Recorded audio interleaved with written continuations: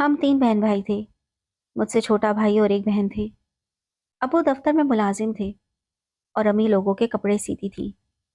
میں نے کالج میں اس غرض سے داخلہ لیا تھا کہ تعلیم مکمل کرنے کے بعد ماں باپ کا سہارا بنوں گی۔ میں اپنے بھائی کے ساتھ کالج جایا کرتی تھی، مگر دنیا والوں نے بھائی پر شک کرنا شروع کر دیا۔ لڑکیاں پوچھتی، کس کے ساتھ آئی ہو؟ بھائی کو جب معلوم ہوا تو انہوں نے میرے ساتھ کالج آنا چھوڑ دیا اور میں اکیلی ہی کالج جانے اور آنے لگی۔ چند دن گزر گئے، پھر ایک دن مجھے یہ احساس ہوا کہ ایک شخص میرا تعاقب کرتا ہے۔ اچھا خاصا اسمارٹ تھا۔ میں بہت پریشان ہوئی کہ اس سے پوچھوں یہ کون ہے اور کیا چاہتا ہے، لیکن ہمت نہ ہوئی۔ میری خاموشی سے فائدہ اٹھا کر وہ میرے کالج تک آنے لگا۔ قریب سے گزرتے ہوئے کوئی فکرہ کس دیتا اور میں جھنجھلا کر رہ جاتی۔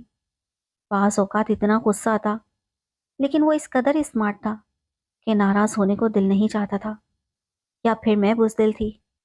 ایک روز بادل تنے ہوئے تھے۔ کالج سے آتے ہوئے راستے میں خوب تیز بارش ہو گئی۔ گھر بھی اس قدر دور تھا کہ اتنی بارش میں پیدل نہ چلا جاتا۔ دیکھتے ہی دیکھتے راستہ جل تھل ہو گیا۔ ابھی میں سڑک کنارے کھڑی ادھر ادھر دیکھے اور سوچ رہی تھی کہ سڑک کیسے پار کروں کہ پیچھے سے ایک آواز آئی، محترمہ آج تو بارش ہے، میری گاڑی بھی حاضر ہے، چلیے آپ کو گھر تک پہنچا دوں۔ میں نے مڑ کر دیکھا، وہی لڑکا تھا۔ اف میرے اللہ، میں اس کو دیکھ کر کس قدر گھبرا گئی تھی۔ بارش میں بھیگا ہوا وہ کتنا اچھا لگ رہا تھا۔ اس کے لہجے میں منت تھی۔ نہ جانے میرے قدموں کو کیا ہوا۔ میں اس کے پیچھے چل پڑی اور اس کی گاڑی میں جا بیٹھی۔ اس نے اپنا نام ناظر بتایا اور شرافت سے ادھر ادھر کی 2 4 باتیں کی کہ میں کون ہوں، کتنے بہن بھائی ہیں، کس گھرانے سے تعلق رکھتی ہوں، وغیرہ وغیرہ۔ مجھ پر اس نے اپنی باتوں سے اچھا تاثر چھوڑا۔ اس کے بعد جب میں اپنے گھر کے سامنے اترنے لگی تو اس نے دوسری ملاقات کا وعدہ بھی لے لیا۔ اب ہماری کبھی کبھی ملاقات اور اکثر خط و کتابت ہونے لگی۔ گھر والوں سے چھپ کر میں اس سے ملتی رہی۔ وہ میرے دل میں بس گیا۔ اس کی محبت میں ایسی کھوئی کہ نہ گھر کا ہوش رہا اور نہ پڑھائی کی جانب دھیان رہا۔ اب تو میں گھر والوں سے زیادہ بات بھی نہ کرتی تھی۔ وہ پریشان تھے کہ مجھے نہ جانے کیا ہو گیا ہے، کیونکہ گھر بھی اکثر دیر سے جاتی۔ امی پوچھتی تو کہہ دیتی سہیلی کے گھر چلی گئی تھی، جرنل مکمل کرنا تھا، پریکٹیکل کے نوٹ سمجھ میں نہیں آ رہے تھے۔ یوں میں بہانے بہانے سے گھنٹوں اس کے ساتھ باہر گھومتی تھی۔ وہ جہاں لے جاتا میں چلی جاتی۔ اس نے مجھ سے بڑے وعدے کیے۔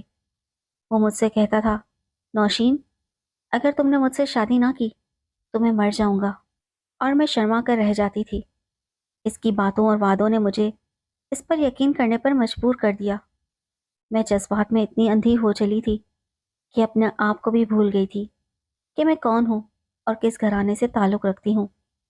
ایک دن وہ مجھ سے کہنے لگا، نوشین کیا تم کو مجھ پر اعتبار ہے؟ میں نے جواب دیا، اگر نہ ہوتا تو میں تم سے محبت کیوں کرتی؟ میرے اس جملے پر وہ ہنسا اور کہا، اچھا آج آزماتا ہوں۔ پھر بولا، تم آج رات مجھے فلاں فلاں مکان میں ملنا۔ میں نے وعدہ کر لیا، مگر سوچتی رہی کہ گھر والوں سے کیا کہوں گی۔ گھر پہنچی تو کچھ نہ کھایا اور نہ پیا۔ امی پوچھنے لگی تو میں نے کہہ دیا کہ سر میں درد ہے۔ پھر شام کو اٹھی، منہ ہاتھ دھویا اور تیار ہو گئی۔ امی نے وجہ پوچھی تو بہانہ کر دیا کہ سہیلی کی سالگرہ ہے۔ سالگرہ کا سن کر میری چھوٹی بہن پیچھے لگ گئی اور کہنے لگی، آپ تو روز جاتی ہیں، آج ہم بھی چلیں گے۔ بڑی مشکلوں سے اس کو منایا، خدا خدا کر کے وہ مانی۔ امی پریشان تھی کیونکہ بادل چھائے ہوئے تھے اور تیز ہوا چل رہی تھی۔ وہ ابو سے بھی ڈرتی تھی۔ میں تو اپنے محبوب کے خیالوں میں گم تھی۔ ماں کی مجھے پرواہ کب تھی؟ ابو سے ڈر ضرور تھا، مگر میں ان کے آنے سے پہلے ہی گھر سے نکل آئی۔ جب میں ناظر کے گھر پہنچی تو وہاں عجیب منظر تھا۔ ناظر کے علاوہ اس کے دوست بھی بیٹھے ہوئے تھے۔ میں خاموشی سے ایک طرف بیٹھ گئی۔ میں نے ان لوگوں کی باتوں کی طرف کوئی توجہ نہیں دی۔ ناظر سمجھ گیا کہ مجھ کو اس کے دوستوں کے سامنے آ کر بیٹھنا ناگوار گزرا ہے۔ اس نے انہیں تھوڑی دیر میں رخصت کر دیا، مگر مجھ پر گھر سے آنے کا خوف طاری تھا۔ میں نے جانا چاہا تو ناظر خفا ہو گیا اور چلانے لگا کہ میں نے تم کو جانے کے لیے نہیں بلایا تھا۔ اس وقت مجھے احساس ہوا کہ میں نے یہاں آ کر کتنی بڑی غلطی کی ہے۔ میری ماں کی بھولی بھالی صورت میری نظروں میں گھوم گئی، باپ کا قہر آلود چہرہ نظر آیا اور میں رو دی۔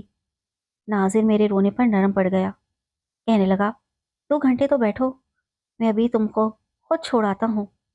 پھر اس نے شادی کی باتیں چھیڑ دی اور کہنے لگا شادی کے دن کا انتظار کیسا؟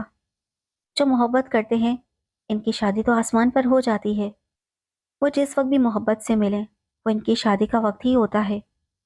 میں سمجھ رہی تھی کہ اس کا مطلب کیا ہے، وہ کیا چاہتا ہے، لیکن اب میں بند پنجرے میں ایک بے بس چڑیا کی مانند تھی۔ جب تک وہ دروازہ نہ کھولے میں کس طرح آزاد ہو سکتی تھی؟ اب زیادہ کچھ لکھنا بےسود ہے۔ اس نے مجھے اس وقت آزاد کیا جب میں محبت کے نام پر لٹ چکی۔ روتی ہوئی میں گھر پہنچی۔